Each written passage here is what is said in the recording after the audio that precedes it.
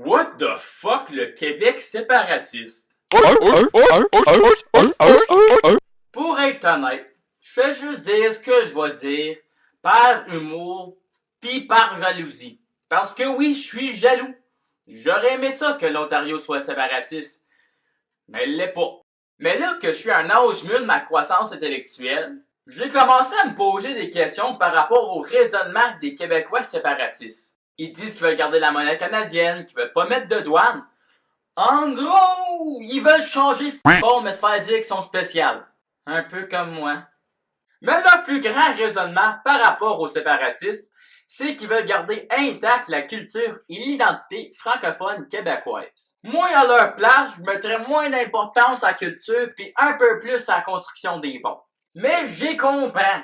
Après avoir vu le règlement 17 en Ontario, la déportation des Acadiens, puis pratiquement tout l'Ouest canadien se faire assimiler, ils disaient probablement « Hey la gang, c'est nous les prochains! » Je crois bien qu'ils se promenaient face serrée, pis c'était pas juste à cause qu'ils avaient peur d'avoir une petite recette pompette dans le parc le soir.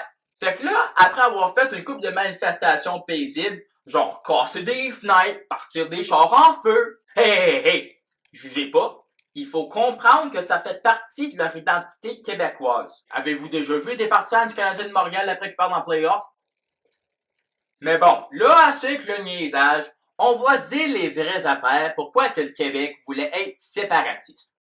L'idée du Québec séparatiste date aux temps coloniaux. Quand les colons ils ont fondé le Québec, ils se sont dit « Hey, on n'est-tu pas bien ici? » Fait que là, ils ont décidé de se séparer de la France. Bye bye Motherland. Puis là, ils ont commencé à s'identifier avec le slogan « Je me souviens ». Moi, si je serais eux, je voudrais pas m'en souvenir.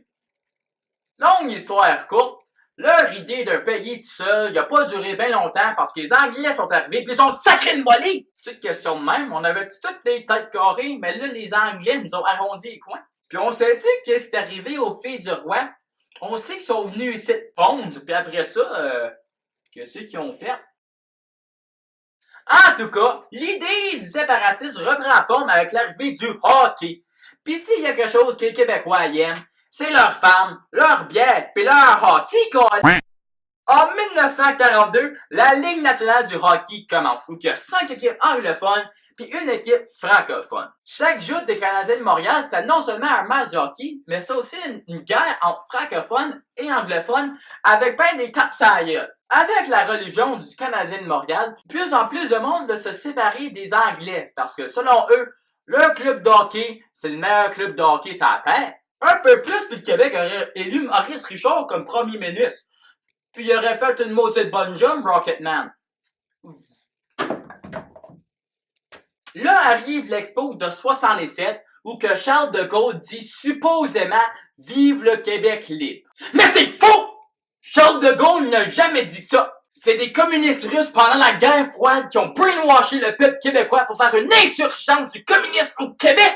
Justement, la FLQ, à pas confondre avec la SAQ, ben la FLQ, le Front de libération du Québec, la libération de quoi?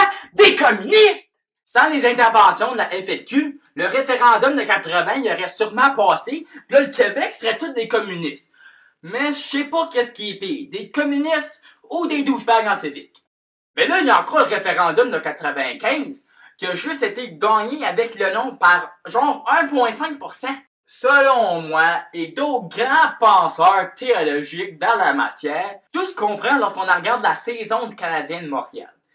Dans cette année-là, ils ont eu pas beaucoup de victoires avec ben des défaites. Si ça n'aurait pas été de la saison de marde du Canadien ou les communistes, le Québec serait un pays. Mais, regardez le positif. Au moins, vous vous faites associer avec des nids de poules. Une dernière leçon avant de partir. Ceci n'est pas un cercle. Ceci n'est pas un pirate. Ceci n'est pas un pays.